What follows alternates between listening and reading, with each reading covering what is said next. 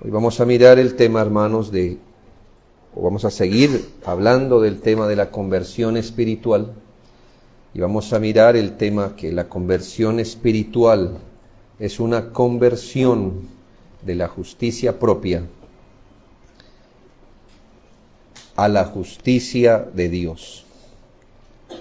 La obra de salvación, hermanos, es una obra completa de Dios sobre el alma. Muchas personas asumen que el único propósito de la obra salvadora es que las personas salvas no vayan al infierno, es decir, que no experimenten la condenación eterna. Sin duda que este es un propósito de la obra de salvación, pero es un propósito que se deriva del objetivo principal del Evangelio, y es que el objetivo del trabajo salvador de Dios es precisamente salvar al hombre del pecado. No podemos reducir, hermanos, yo sé que las ofertas, llamémosle las baratijas que se predican hoy, ¿quiere salir del infierno? Recuerde que si se muere, va para el infierno. Recuerde, entonces Jesucristo es presentado como una boleta, un boleto, que si usted lo toma, sale del infierno. Y esto es hasta ahora la mitad, o diríamos un derivado, porque el propósito principal del Evangelio es salvar al hombre del pecado.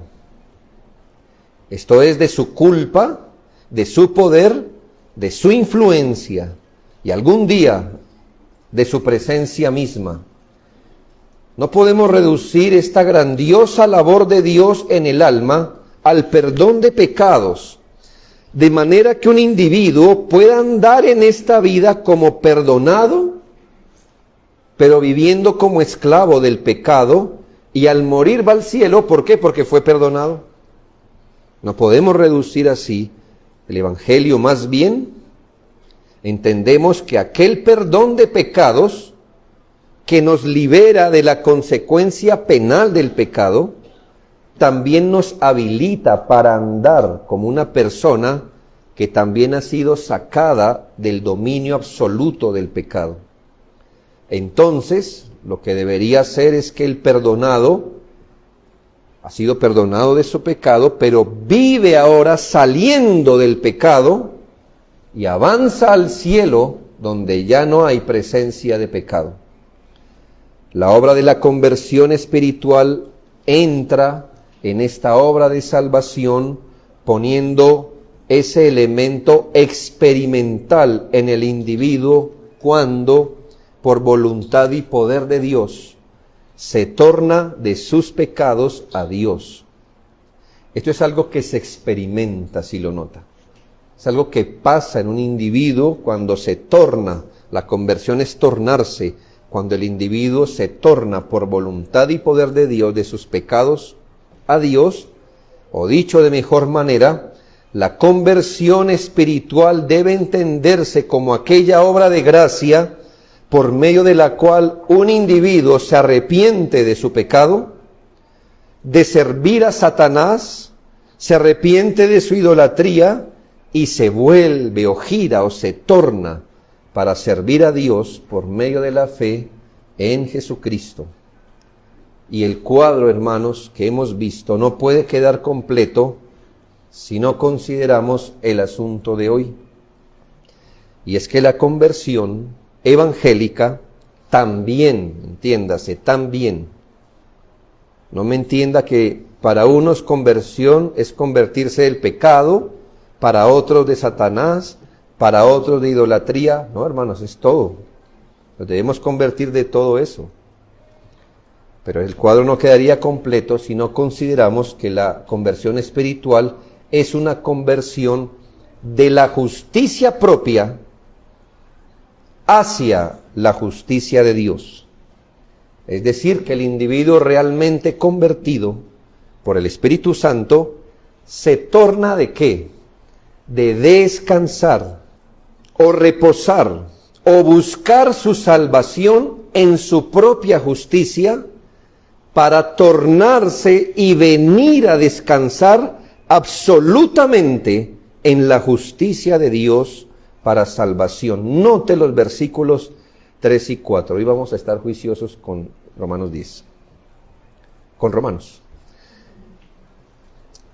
Los versículos 3 y 4 dicen, y mire cómo abre el panorama, porque ignorando la justicia de Dios y procurando establecer la suya propia, no se han sujetado a la justicia de Dios, porque el fin de la ley es Jesucristo para justicia a todo aquel que cree.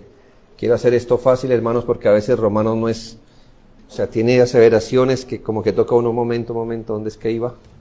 De volverse al cuadro anterior. Aquí se nos están contraponiendo dos conceptos, espero que usted lo haya visto. Algo que se llama la justicia de Dios y otro concepto que es la justicia propia. La justicia de Dios contrapuesta, como si fuera lo opuesto a la justicia propia. ¿Dónde lo vio? Dice, ignorando la justicia de Dios, intentando establecer la suya propia. Ahí están las dos, o los dos conceptos. Esto debe entenderse como la justicia que es según Dios, puesta como lo opuesto a la justicia que es según el hombre. Entonces la Biblia es clara en decirnos que existe una manera de hallar justicia que es según Dios, y hay una manera de hallar justicia que es según el hombre. Entonces, mire, ¿cuál es el propósito? Hallar justicia. Y aquí hay dos vías. O usted halla justicia según Dios, o según como Dios dice, o usted halla justicia según como usted dice, es justicia propia. Entonces, ya que reconocemos que todo gira en torno a justicia, a hallar justicia, ya sea que la hallemos según Dios o según el hombre, ¿qué es justicia en este contexto? Porque todo mi sermón es esto, ¿verdad? Porque si la conversión consiste en tornarse la justicia propia, la justicia de Dios, aclaremos qué es justicia. Cuando hablamos de justicia en el contexto que lo estoy diciendo, porque en otros contextos significará otra cosa, en el contexto que lo vamos a estudiar, se refiere básicamente a todo requisito necesario para ser salvo. ¿Qué es justicia? Es todo requisito necesario para ser salvo. Expando este pensamiento. Justicia hace referencia a todo requerimiento de un individuo para ser considerado por Dios como una persona justa. Hablamos del prerequisito que todo ser humano debe cumplir para ser considerado apto para ir al cielo. Lo que le estoy diciendo es que nadie va al cielo si no tiene justicia. La justicia es un prerequisito para ir al cielo. La justicia, o cómo más Dios le va a decir que usted es justo, pues usted debe tener justicia. ¿Para qué? Para que Dios lo considere justo y apto para ir al cielo. Entonces, Dios ha dispuesto una manera en que el hombre cumpla el requisito para ser salvo. A esto se le llama la justicia de Dios. Y tenemos otra manera en la que el ser humano cumple ciertos requisitos pretendiendo ser salvo. A eso le llamaremos la justicia propia. ¿Entendimos el punto, hermano? No voy a subir otro escalón hasta que esto esté entendido, porque si no, pues no le haya sentido. ¿Qué es justicia? Entonces, todo requisito necesario para ser salvo. Es el requerimiento de un individuo para que Dios lo pueda considerar justo y le dé entrada al cielo. Y este requisito Dios lo ha dispuesto de tal manera que el hombre pueda ser salvo, justicia de Dios, o el hombre lo ha inventado con el que pretende ser salvo, justicia propia. Hablemos de lo primero, hermanos, justicia propia. ¿Qué es justicia propia? ¿A qué le llamaremos justicia propia? La justicia propia es el resultado del intento o del empeño, del trabajo por cumplir ciertos requisitos morales y espirituales para poder ser calificados por Dios como justos y ser salvos eternamente. Así que la persona intenta, se empeña, trabaja para cumplir ciertos requisitos morales o ciertos requisitos espirituales. ¿Con qué fin? Con el fin de que al cumplirlos, de que al cumplir esos requerimientos morales y espirituales, se le pueda decir, ha hallado justicia, es una persona justa. Y siendo así, siendo justo o teniendo justicia, pueda entrar al cielo, o sea, salvo eternamente. La justicia propia es el resultado que desea obtener quien desea ser salvo cumpliendo ciertos requerimientos o condiciones sobre la base de su propia bondad y de sus buenas obras. Entonces aquí está, les presento a don Urbano, que se esfuerza por ser buena persona. Urbano, de urbanidad. Se esfuerza por ser buena gente, buena persona. Es honesto, se esfuerza por ser trabajador, por ser un padre responsable, se esfuerza por ser religioso y espera que el conjunto de todos sus esfuerzos sumados le reporte a su cuenta un estándar aceptable de justicia con la que asegura que Dios esté a su favor y cuando muera le asegura que él vaya al cielo. Don Urbano es buen vecino, don Urbano es buen padre, se esfuerza, es escrupuloso, ¿verdad? Dice, antes las cosas no eran así, en mi época había honestidad, lealtad. Y se esfuerza y le cae mal la injusticia y la maldad. Pero él se esfuerza. Él espera que al esforzarse por cumplir esos requerimientos morales y hasta los de su propia religión, el resultado es que tenga justicia. Y al tener justicia, Dios lo acepte. Y cuando muera, vaya para el cielo a estar con él. Don Urbano se esfuerza todos los días para mantener ese estándar de vida moral o espiritual que él mismo se ha impuesto y descansa en el hecho de verse progresar mientras convive y es consciente que convive con personas débiles, descuidadas, inmorales, irreligiosas y más. Lo que pasa es que don Urbano, como se esfuerza, ¿verdad?, por ser moral, se da cuenta de los que no lo son. Y todo eso, al compararse con ellos, más le da ánimo diciendo, yo como que sí tengo justicia, porque mira que... Entonces se anima don Urbano. Pero les presento otro señor, se llama don Baruch. Él es judío, don Baruch. Y el caso es más complejo con don Baruch, porque como todo judío, don Baruch conoce la ley de Dios. Quizá don Urbano no tanto, pero don Baruch es judío, con kipá y todo, ¿verdad? Chofar. Y como todo judío conoce la ley de Dios. Y en ese caso no es como don Urbano, que anda según la presión de su conciencia. La pregunta es, ¿quién le puso a don Urbano los requerimientos morales? Él mismo, su conciencia le dice, esto no se hace, esto sí, es un hombre moral, ¿no ve? En cambio, o además de eso, don Baruch sí tiene acceso a la ley de Dios. Don Baruch ha sido criado como un religioso de la ley de Dios y su esfuerzo es más loable porque él quiere hallar justicia obedeciendo no la ley de su conciencia, sino obedeciendo la ley que Dios mismo puso. Lo que Dios mismo dice que usted y yo deberíamos hacer. Entonces don Baruch se esfuerza por hacer eso. Pero tenemos malas noticias a ambos, pero a don Baruch el versículo 5 dice, ¿qué es lo que don Baruch intenta hacer?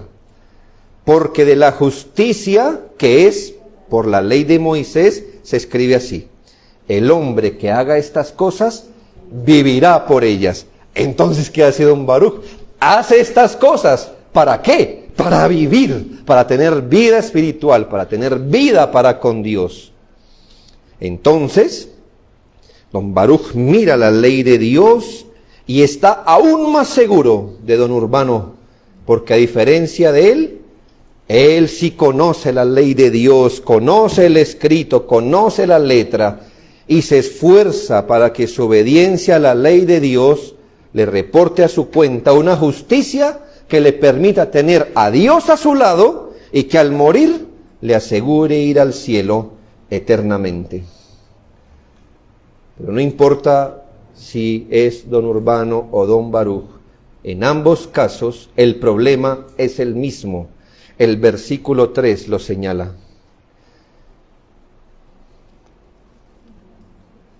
Es que ambos desean hallar justicia por sus propias obras.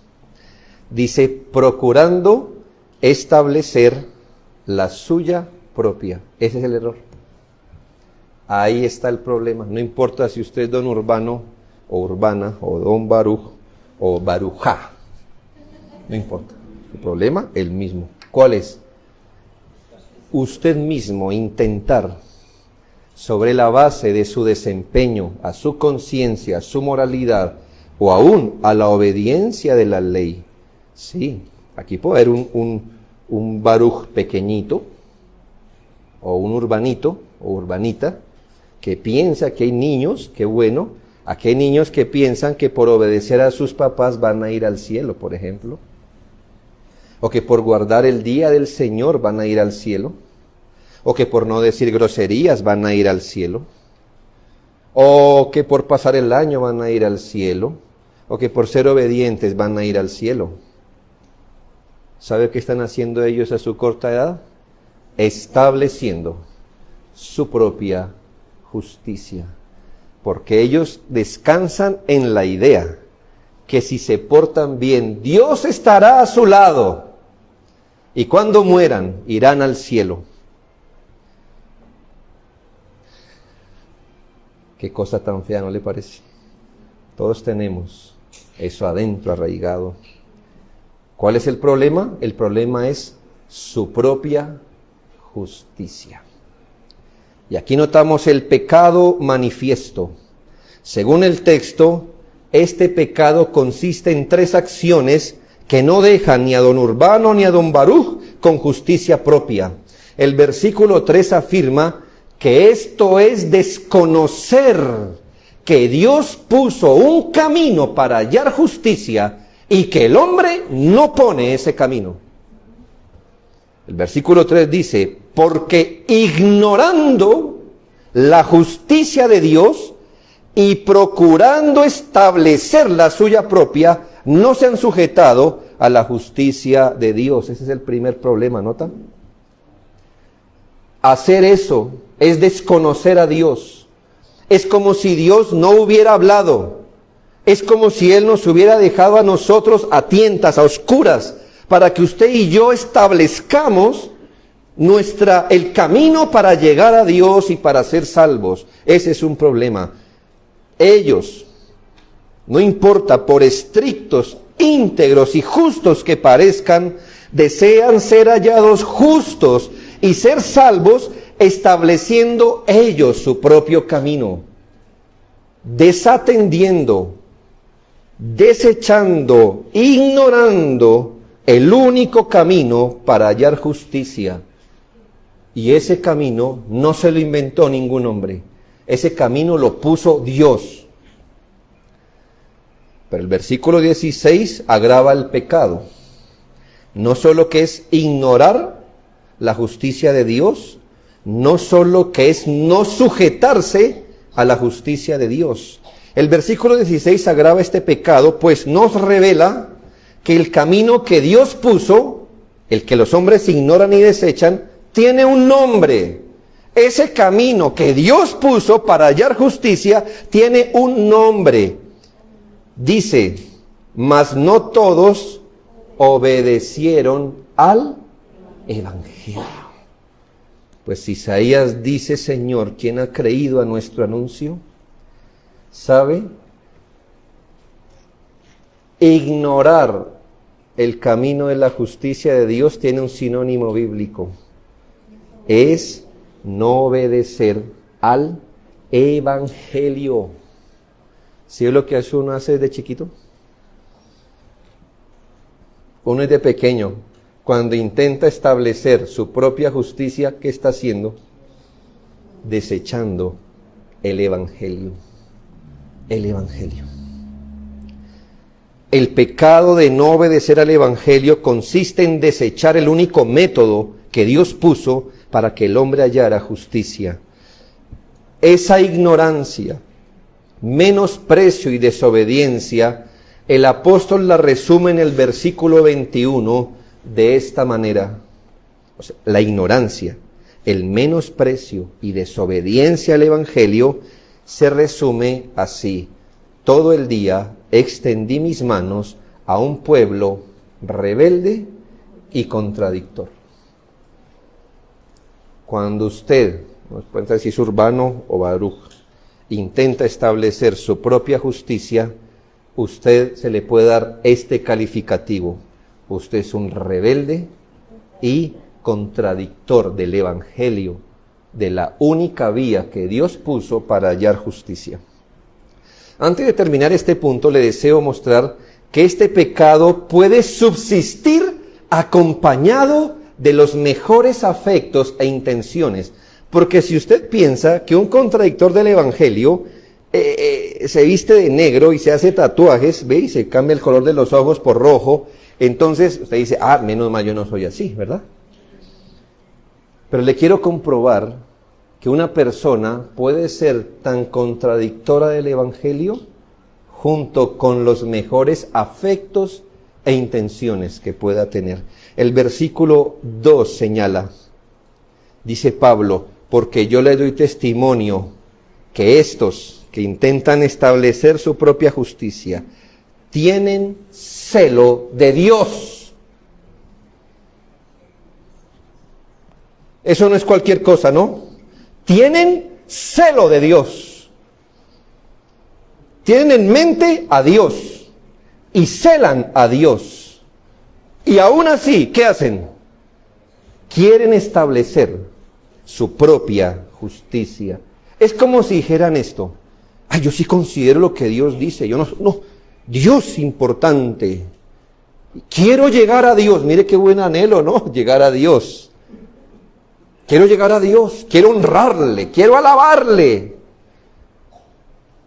Y cuando lo van a hacer, ellos inventan su propio camino para llegar a Dios. ¿Y usted piensa que eso los hace menos pecadores? No, hermanos. Porque ¿cuál es el pecado? Aquí no se le reprende su celo por Dios, se le reprende que al buscar honrar a Dios, ellos mismos establecen el camino de su propia justicia. Estas personas que desean ser hallados justos delante de Dios, tenerle a su lado y asegurado el cielo para ellos, sobre la base de su desempeño moral, aún sobre la base de su obediencia a la ley de Dios, puede acompañarse de un celo de Dios, de un fervor encendido, de un afecto entrañable por Dios. Pero no es suficiente, porque dice el apóstol, tienen celo de Dios, pero no conforme a ciencia. Es decir, su celo es un celo vacío, porque su celo no sale del conocimiento del Evangelio, sino de su ignorancia del Evangelio. Aquí ciencia es igual a conocimiento. Tienen celo de Dios, sí, pero no conforme al Evangelio. no conforme al conocimiento del Evangelio. Por eso cuando intentan llegar a Dios y estar con Él y tener a Dios a su lado e ir al cielo, cuando intentan hacer eso, como no tienen el conocimiento, como no tienen el conocimiento del Evangelio, por eso intentan establecer ellos su propio camino.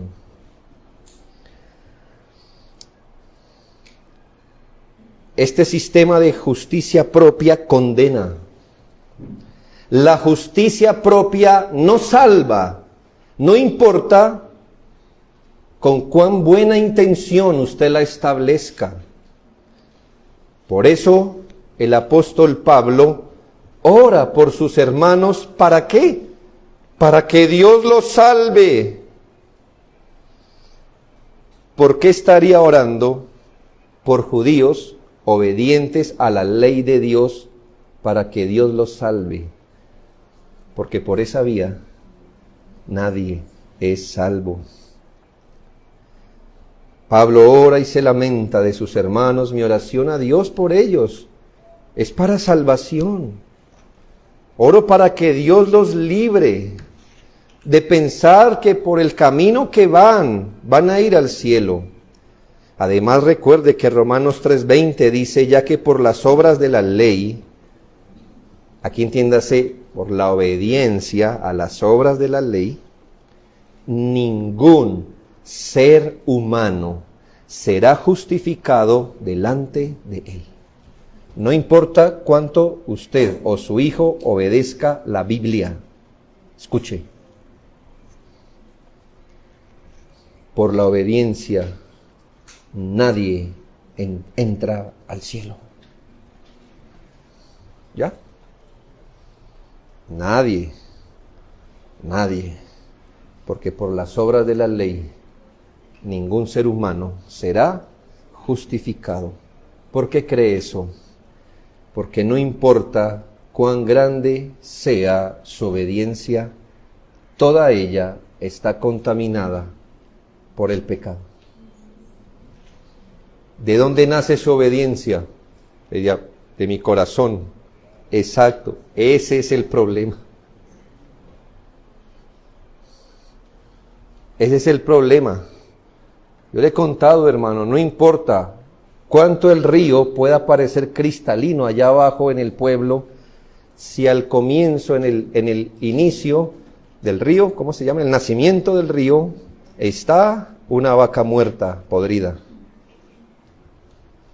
¿Dónde está el problema? No en el río como tal, en el nacimiento.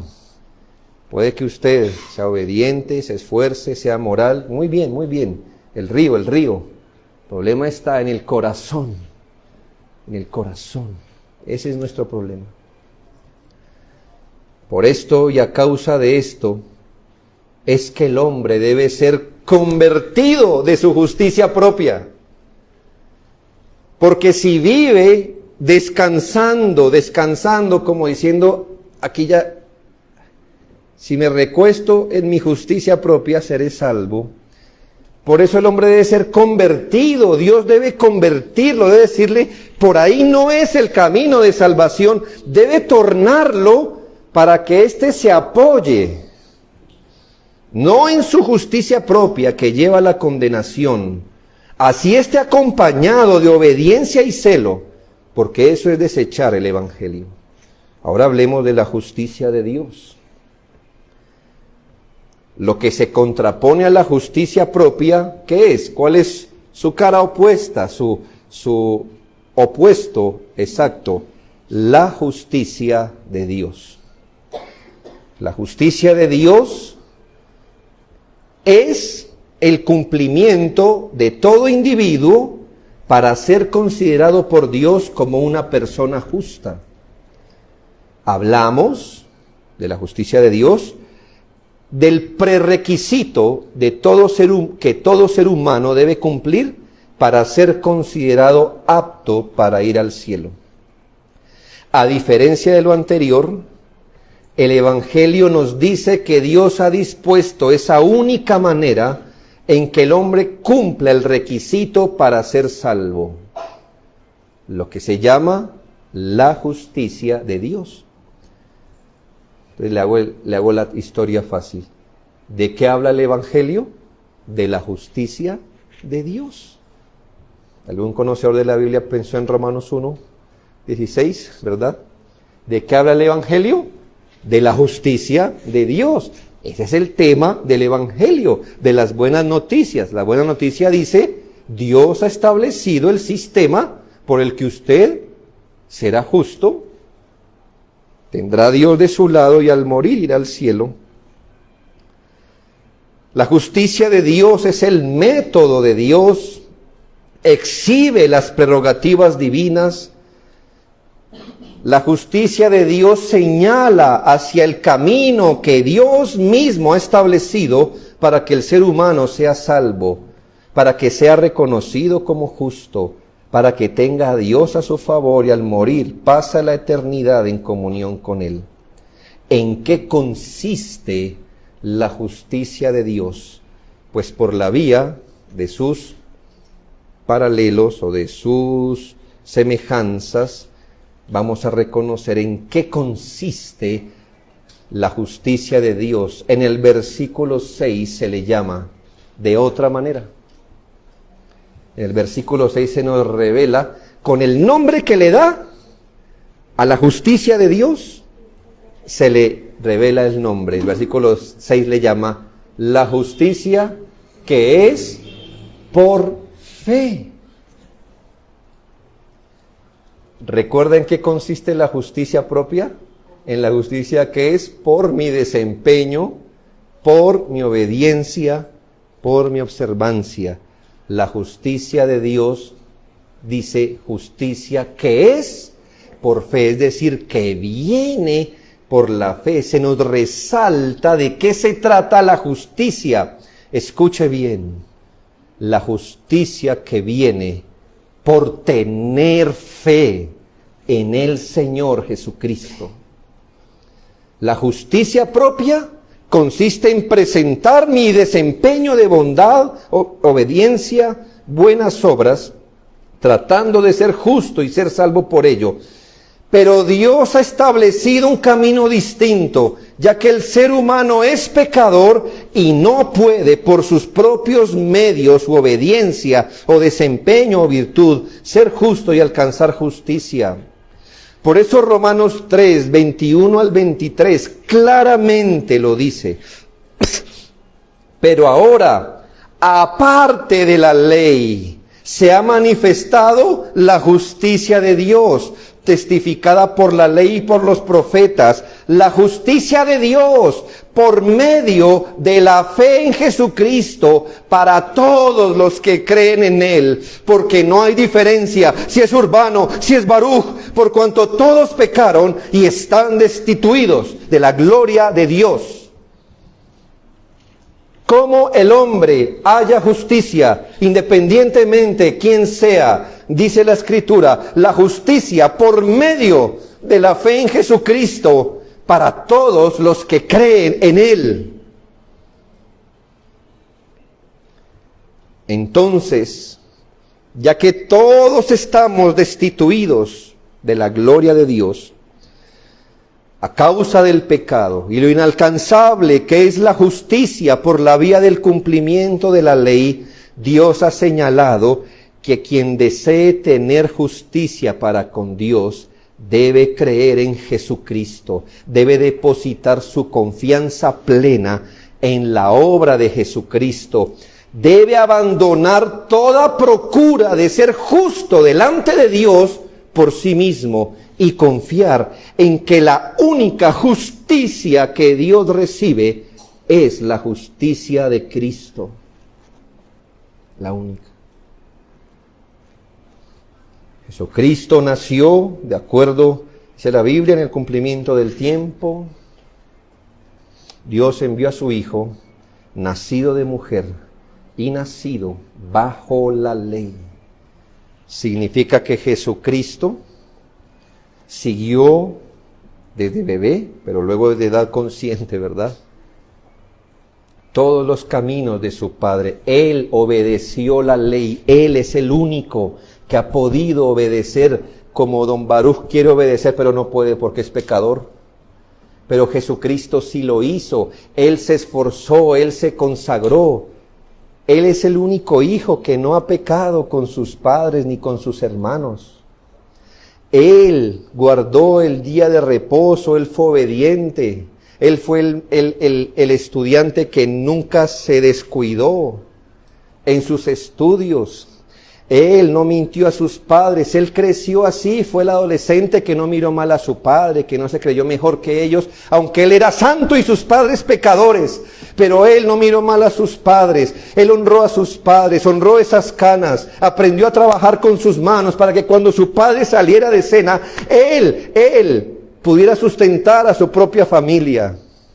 Él fue el niño que creció, que obedeció, que a los 12 años tenía más interés por querer escuchar la palabra de Dios que cualquier otra cosa. Y dijo que le parecía que en los negocios de su padre le era necesario estar, pero que se sujetó y estaba sujeto a José y María, dice la palabra de Dios.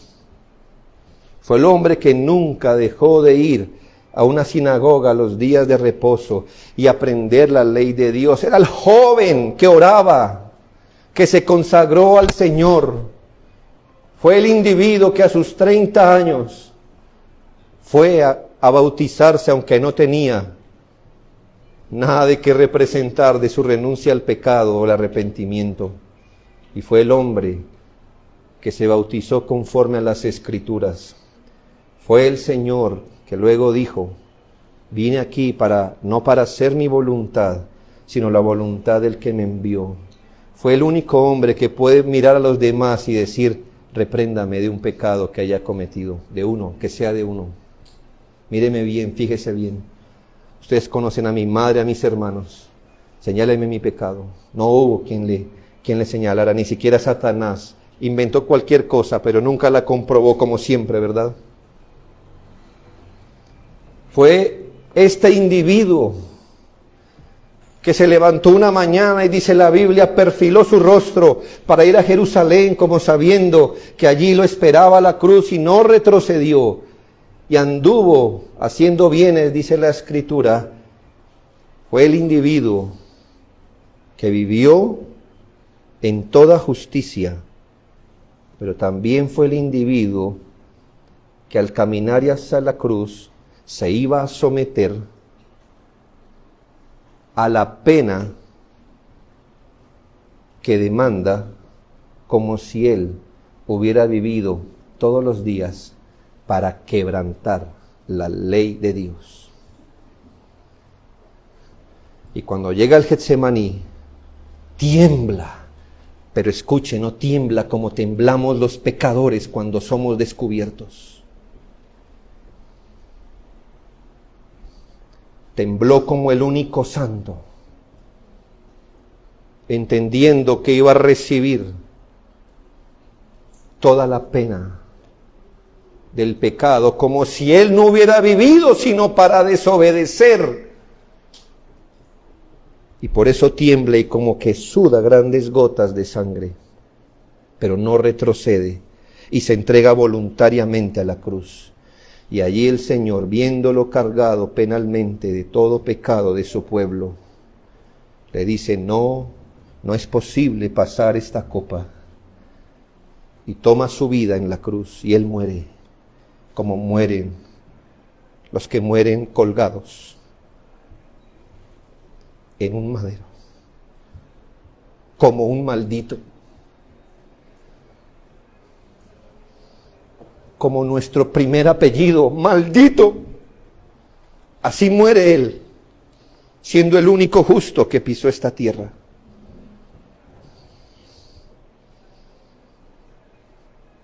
El resultado, él tiene justicia propia. El único que tiene justicia propia. Y la única vía de salvación es cuando un pecador como usted y como yo abandonamos todo intento de ser o de buscar justicia por nuestro desempeño y nos volvemos y decimos, entendiendo que no tengo ningún tipo de justicia mía, me abrazo a la justicia de Cristo, me escondo detrás de la justicia de Cristo, de su obediencia de vida y su obediencia en la cruz. Me abrazo a Él, la justicia de Dios por medio de la fe en Jesucristo. Esta es la única justicia que Dios acepta. La única.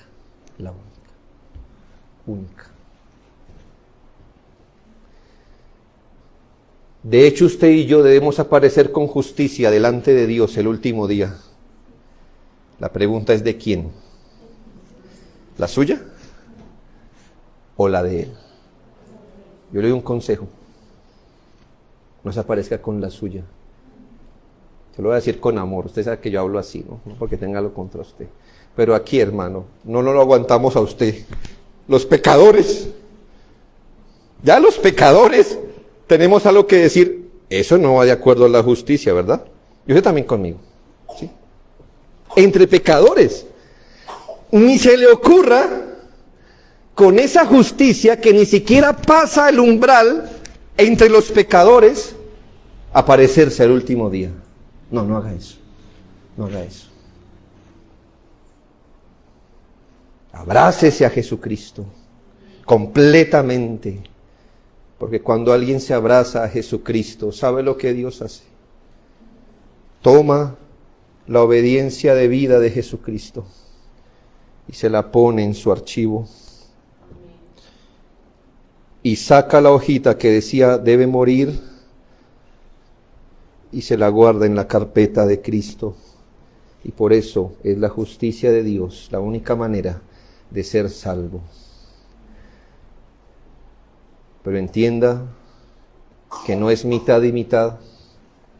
Usted debe abandonar toda procura de ser justo delante de Dios por usted mismo y confiar absolutamente en la justicia de Cristo, en que el resultado de su obediencia y muerte son suyas solo por la fe. Notemos la naturaleza de la justicia de Dios en los versículos 9 al 11, porque no me quiero ir de aquí sin enseñarle, porque yo mismo a veces leo el texto y digo, está difícil. Versículos 9 al 11, le voy a hablar de la naturaleza de la justicia de Dios. Que si confesares con tu boca que Jesús, es una ampliación, ¿verdad? Está ampliándonos el entendimiento. ¿Qué es justicia? ¿Qué es la justicia de Dios? Bueno, le vamos a explicar. Que si confesares con tu boca que Jesús es el Señor y creyeres en tu corazón que Dios le levantó de los muertos, serás salvo. Porque con el corazón se cree para justicia, pero con la boca se confiesa para salvación, pues la Escritura dice, todo aquel que en él creyere no será avergonzado, porque todo aquel que invocar el nombre del Señor será salvo. Y para complementar Romanos 3:22, la justicia de Dios por medio de la fe en Jesucristo para todos los que creen en Él, porque no hay diferencia. En este texto vemos dos asuntos remarcados, uno interno y otro externo. El interno es la esencia, el externo es la expresión. El interno, que es la esencia, es el fundamento. El externo es el fruto. Así que en virtud de la claridad, voy a darlo en orden lógico. Primero, la naturaleza de la justicia de Dios se trata, primero, de creer con todo el corazón en Jesucristo. Creer. Note los versículos 9 y 11, no los leeré todos, solo la parte que habla de creer. Y creyeres en tu corazón que Dios le levantó de los muertos, serás salvo. Porque con el corazón se cree para justicia. Más adelante dice, todo aquel que en él creyere no será avergonzado. Y después dice, la justicia de Dios por medio de la fe en Jesucristo para todos los que creen en él. ¿Sí nota? Creer para ser salvo. En eso consiste el camino de la justicia de Dios. Lo que nos dice que el individuo consciente de que no puede ser justo por sí mismo ni puede hallar justicia sobre la base podrida de su virtud y desempeño, ahora pone su confianza en Jesucristo. ¿En qué? Pues en que Él vivió, murió, resucitó para dar satisfacción a la justicia de Dios, que el Señor cumplió en vida toda justicia y con su muerte cumplió toda pena que la justicia herida de Dios requería. Entonces la justicia de Dios viene por la fe en Jesucristo. Y segundo, miren la expresión. Lo uno es lo interno, el fundamento. Ahora, si una persona ha creído en Jesucristo, dice confesar con la boca lo que corresponde a una expresión visible. No tome el texto, hermano, de una forma literalista, como entendiendo que se trata solo de la boca. Es una forma de decir que la fe interna, si es real, nunca se queda interna, sino que se expresa, ¿ya? No me la tome literalistamente, porque con respeto lo digo. Usted puede enseñarle a una lora a decir Jesucristo es el Señor, ¿verdad? De obvio, ¿verdad? Ya entendió. Entonces, gente piensa que hay que ir a los hospitales a arrancarles esa frase al moribundo. Diga Jesucristo es el Señor, dígalo, porque dice que el que lo confiesa, no importa si tiene el corazón de un demonio, si confesó eso va para el cielo. Hermanos, entiéndalo así, con el corazón se cree, pero esa creencia nunca se va a quedar aquí, porque estamos hablando de que la conversión es una expresión. Pero mire que hay un énfasis, versículos 9, 10 y 13, que si confesares con tu boca que Jesús es el Señor, luego con la boca se confiesa para salvación, y luego todo aquel que invocare el nombre del Señor será salvo. Esta expresión dice que la fe real e interna luego se convierte en una profesión externa, visible y manifiesta. De la misma manera que la justicia propia interna produce una manera de vivir, es decir, ¿por qué don Urbano y don Baruch viven así? Bueno, por lo que tienen en su corazón, ellos creen que pueden ser salvos y entonces eso les lleva a vivir de cierta manera, a pensar de cierta manera y hasta a hablar de cierta manera. Podemos decir que su justicia propia, ellos la creen y la confiesan, la expresan. De la misma manera, la justicia que es de Dios por medio de la fe en Jesucristo orienta la vida de una manera singular. Hay un cambio, una definición de propósito. La vida profesa a Cristo, la boca proclama a Cristo. La conversión espiritual es cuando el hombre, abandonando todo intento de hallar justicia por lo que es y por su desempeño, se vuelve a Jesucristo arrepentido por haber confiado en sí mismo, en su obediencia manchada, en su justicia quebrada, arrepentido por haber ignorado la justicia de Dios y por querer establecer la suya, por haber desechado el Evangelio y ser rebelde y contradictor, y ahora se vuelve en fe a Jesucristo, completamente fiado que la única justicia que Dios acepta es la de Jesucristo, se esconde tras ella, se fía de todo corazón, se esperanza solo en lo que Cristo hizo. Hay una vuelta, un retorno de estar enfocado en la justicia propia para ahora confiar en la justicia de Dios.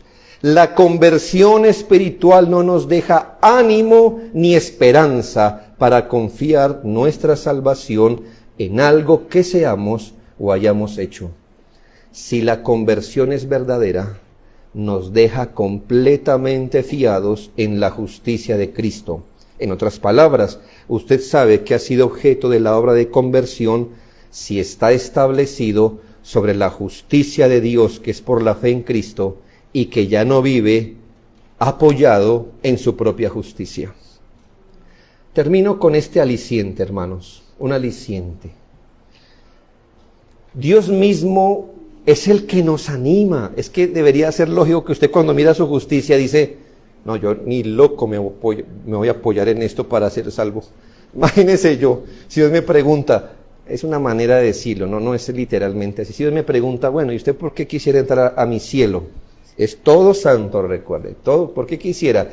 Y uno, no, es que yo, ¿qué va a decir? ¿Qué cosa tan ridícula puede llegar a ser uno presentarse a Dios recomendándose uno mismo como por qué? ¿Cómo por qué? Así que uno mismo debería decir, yo aquí ni loco me apoyo, pero ¿sabe cuál es el aliciente? Dios mismo nos mira y nos anima y nos dice, hey, no se apoye en eso, quítese de ahí, nos hace ver lo quebradizo de ese bastón en el que nos hemos apoyado y nos muestra ese castillo enorme y sobre piedras que es Jesucristo y la fe en Él. Y para atajar cualquier duda que alguno de nosotros pueda tener, afirma que la salvación por medio de la fe no está lejos, aunque es imposible para el hombre, no es imposible para Dios. ¿Y cómo ataja cualquier duda? ¿Cómo anima nuestra fe? En los versículos 6 al 9, esto es un aliciente. Como diciéndonos, tranquilos. La justicia que es por la fe dice así: no digas en tu corazón, ¿quién subirá al cielo? Esto es para traer abajo a Cristo. ¿O quién descenderá al abismo? Esto es para hacer subir a Cristo de entre los muertos. Mas ¿qué dice? Cerca de ti está la palabra, en tu boca y en tu corazón. Esta es la palabra de fe que predicamos, que si confesares con tu boca que Jesús es el Señor y creyeres en tu corazón que Dios le levantó de los muertos, serás salvo. Para entender esto, el apóstol va a citar Deuteronomio 32, 11 al 14. Les recuerdo que Pablo quiere quitarle cualquier excusa al que esté diciendo, ¿la verdad? ¿No es más fácil confiar en lo que uno hace? Es que imagínese confiar en otro, no sé, eso puede ser más difícil. Yo prefiero confiar en lo que tengo más cerquita. ¿Qué es lo que tenemos más cerquita? Pues nuestra propia justicia, ¿no? Eso es lo que más cerquita se nos va. Deuteronomio 32, 11 al 14, porque este es el mandamiento que yo te ordeno hoy. No es demasiado difícil para ti, ni está lejos. No está en el cielo. Este mandamiento que te mando hoy de que obedezcas al Señor, no está en el cielo para que digas, ay, ¿quién subirá por nosotros al cielo y nos lo traerá y nos lo hará oír para que lo cumplamos? Ni está al otro lado del mar para que digas, ¿quién pasará por nosotros el mar para que nos lo traiga y nos lo haga oír a fin de que lo cumplamos? Porque este mandamiento está muy cerca de ti, en tu boca y en tu corazón, para que lo cumplas. Mire, hermanos, el pueblo de Israel estuvo dispuesto a ir tras la obediencia a los mandamientos de Dios para hallar justicia. ¿Por qué? Porque esto estaba tan cerca de ellos, porque no tenían que recorrer cielo y tierra para hallar los mandamientos de Dios, y estaban dispuestos a ir tras la obediencia a estos mandamientos para hallar justicia. Estaban tan cerca de la bendición de Dios que solo era cumplir los mandamientos que tenían ahí al lado suyo. Pero ahora, hermanos, que se trataba no de obedecer, sino de creer. Y ahora que no se trataba de una herencia física, sino eterna, que no se trataba de bendiciones temporales, sino espirituales, ahora retrocedían diciendo, ¿no es eso difícil? El apóstol dice, miren lo que estuvieron dispuestos a hacer por obedecer. Y no lo consideraron difícil. ¿Por qué? Porque los mandamientos estaban cerca suyo. Perdón. Deuteronomio 30, 11 al 14, 32 dije. 32, 11 al 14. El punto es este, hermanos. Estaba tan cerca de ellos. Y si querían ser benditos de Dios, podían hacerlo con facilidad, ¿por qué ahora que se trataba de creer, ahora les parecía distinto? Por eso el apóstol dice, nadie puede razonar, pero Dios es tan alto, Cristo está sentado a la diestra de Dios. ¿Cómo puede ser su justicia alcanzable para un pecador como yo? ¿Por qué más bien no hallar justicia en algo más cerca de mí? Otro podría razonar, dice Pablo, Cristo murió en la cruz y fue sepultado. ¿De qué manera su muerte puede llegar a beneficiarme? ¿Cómo esta muerte pudiera suplir la falta de justicia que yo no tengo? ¿Por qué no más bien apoyarme en algo que esté más cerca a mí? ¿Qué dice Pablo? Que el Evangelio clama, usted no tiene que ir lejos, porque la fe acerca a Cristo a usted. No tiene que ir lejos, porque los beneficios de la cruz pueden ser suyos a través de la fe. Si ustedes están dispuestos a recorrer mar, tierra y hasta bajar al abismo para fabricar su propia justicia que los va a condenar, ¿por qué no hacen algo más fácil? Y es acogerse a la justicia de Dios. Esto les acercará a Cristo y sus beneficios a ustedes. Al que le parece que solo si se aferra a lo que tiene más cerca de él podrá ser salvo, el Evangelio le dice que la fe le acerca al Salvador aún más. Y por eso, despreciar tan grande beneficio es ser un rebelde y contradictor. Cuando el Espíritu Santo regenera a un individuo, le da ojos para ver lo que consideraba sus vestiduras de gala, y ahora las ve como podridas y malolientes. Le da ojos para ver lo vulnerable de apoyarse, estando suspendido sobre la condenación, en un fundamento tan frágil como su justicia. Se le da ojos para ver cómo prefiere morir aferrado a su justicia, mientras que adelante tiene una segura y firme ancla del alma. Por eso el hombre se arrepiente, por eso el hombre convertido se duele, se avergüenza, se asombra que alguna vez haya estado apoyado en una cosa como su propia justicia. ¿Qué hacemos con la obediencia, hermanos, ahora? Si bien la obediencia no salva a nadie, la obediencia es algo que Dios pone sobre los convertidos. Cuando el Señor transforma un corazón, este individuo que no confió en su obediencia para ser salvo, sino en la obediencia de Cristo, ahora viene a ser transformado, y este hombre ahora anda buscando obedecer al Señor, no buscando por su obediencia justicia, sino buscando con su obediencia conformarse más al carácter de Cristo, agradecer al Señor y glorificar su bendito nombre. Es lo menos que usted debería hacer.